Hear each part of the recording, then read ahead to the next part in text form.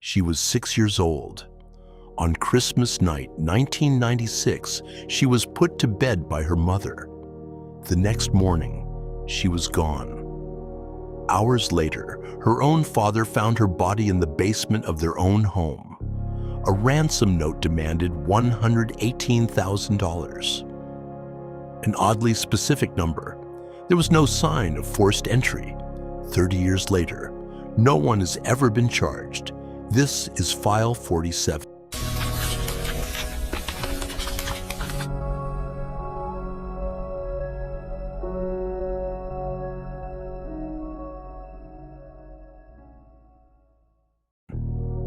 Boulder, Colorado, December 25, 1996.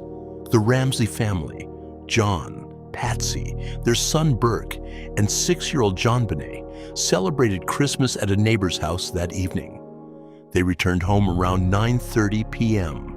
Patsy put JonBenet to bed. The family went to sleep. The next morning, December 26th, Patsy Ramsey woke up early. She walked down the stairs and found a 3-page handwritten note on the staircase. It demanded $118,000 for the safe return of her daughter. She called 911 immediately. Police arrived within minutes. But here's where things start to go wrong. From the very beginning, the Boulder Police Department made decisions that would haunt this case forever. They allowed friends and family to come and go from the house without properly securing the crime scene. A friend of the family actually covered parts of the house with towels and blankets, potentially destroying evidence. For hours, police treated this as a kidnapping case, not a murder investigation. Then, around 1 p.m., Detective Linda Arndt asked John Ramsey to search the house for anything unusual. John Ramsey went down to the basement.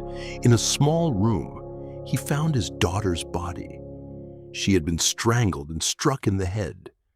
Investigators later said the crime scene was so compromised by that point, critical evidence may have been lost forever.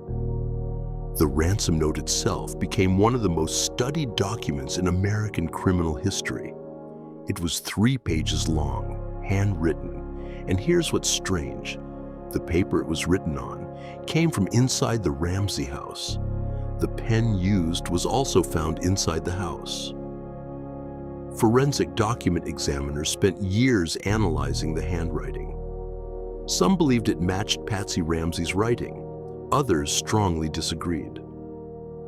The note contained phrases that seemed almost theatrical, quoting lines that resembled movies like Dirty Harry and Speed. Whoever wrote this note had time. They had access to the house, and they knew exactly how to make it look like a professional kidnapping. But professional kidnappers don't typically leave the victim's body in the house they supposedly kidnapped her from. For years, John and Patsy Ramsey were the primary suspects. The press destroyed their reputation. Tabloids ran endless theories. Patsy Ramsey passed away in 2006 from ovarian cancer, having spent the last decade of her life under suspicion of killing her own daughter. Then, in 2008, new DNA testing technology was applied to evidence found on JonBenet's clothing. The results cleared both John and Patsy Ramsey completely. The Boulder District Attorney issued a formal letter of apology to the family. The DNA belonged to an unknown male. That DNA profile has never matched anyone in any criminal database, not once, in nearly 30 years. Other theories have pointed to Burke Ramsey, JonBenet's older brother, who was 9 years old at the time. Some investigators speculated an accidental injury, followed by a cover-up. Burke Ramsey has always maintained his innocence. He was never charged. DNA evidence does not match him either. So why, after nearly 30 years, has no one ever been charged? The crime scene was compromised within the first hours. critical evidence may have been lost before investigators even understood what they were looking at. The unidentified male DNA remains the case's biggest mystery. In 2016, Boulder police reopened the case using new forensic technology. In 2024, investigators announced they were testing evidence again, using advanced DNA techniques that didn't exist in 1996. The family has publicly pleaded for the case to remain open. Whoever left that DNA on a 6-year-old girl's clothing on Christmas night, 1996, is still out there, walking free, for nearly 3 decades. JonBenet Ramsey would be in her 30s today. Instead, her case remains one of the most famous unsolved murders in American history. A ransom note written with materials from inside her own home, DNA that matches no one, a family torn apart by suspicion they never deserved, and a killer who has never been found. This was File 47. The case is never closed. Subscribe. Next week, we open another file. Stay curious, stay skeptical, and never believe the first version of the story.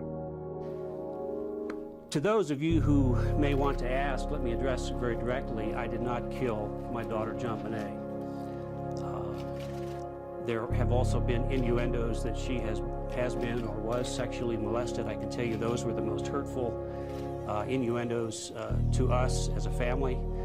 They are totally false. JonBenet and I had a very close relationship. I will miss her dearly for the rest of my life.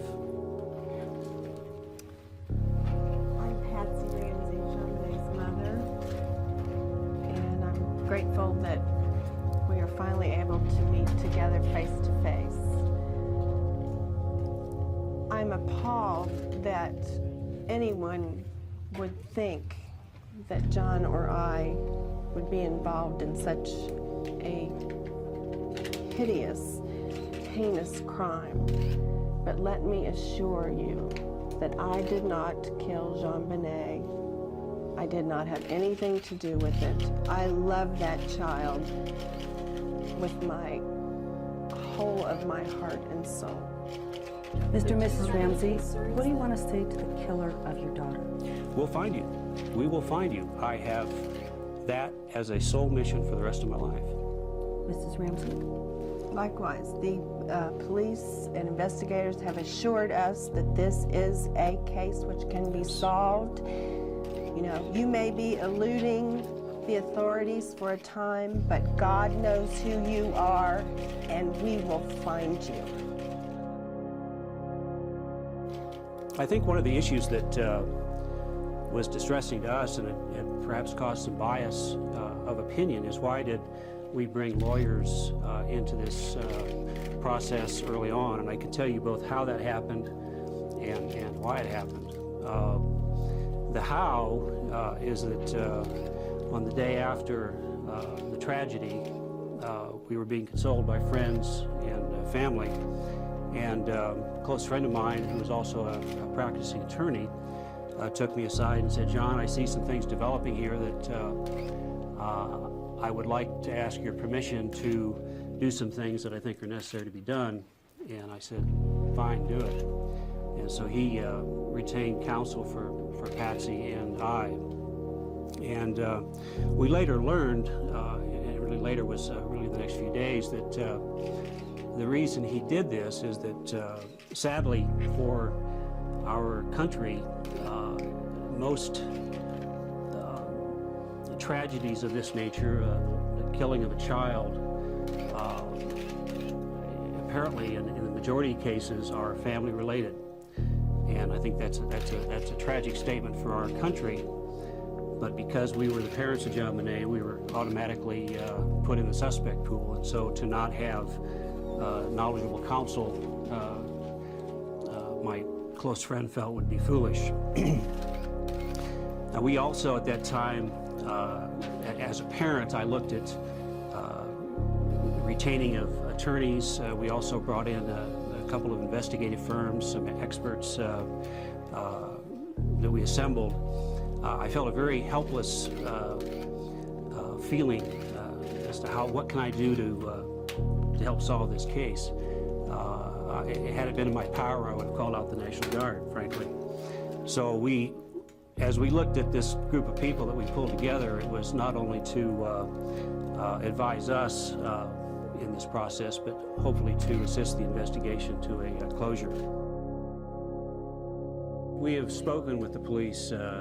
We spoke with the police approximately 8 hours on the 26th, another 2 hours on the 27th.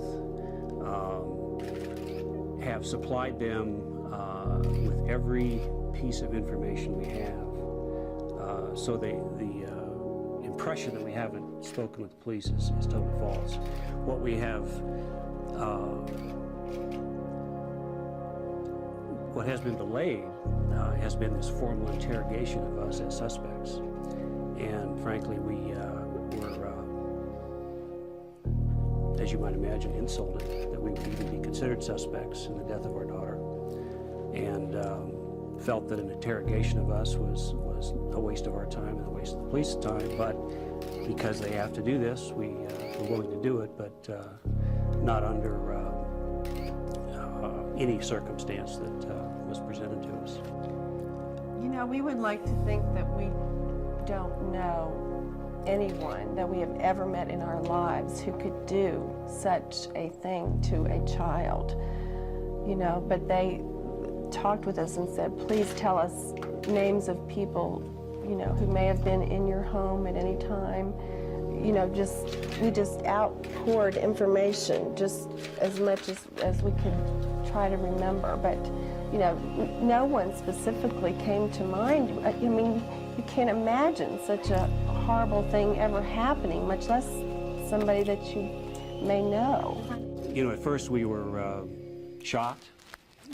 And then outraged, and then we understood statistically that's a sad state of affairs. That's apparently in the majority of cases like this in our country, family members or parents are ultimately involved. And so we accepted being suspects, but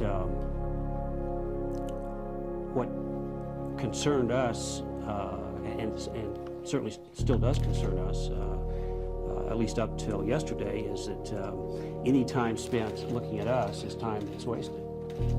And that in part is why we brought in an investigative team as well, too. An arrest is absolutely necessary in our lives for closure.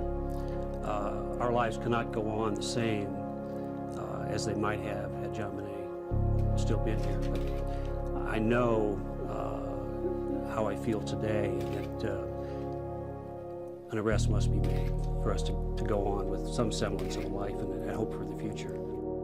One of the reasons we asked you all to be here this morning is that we need your help from this moment on. I know you have been diligently covering this case, and we have appreciated some of what you've said.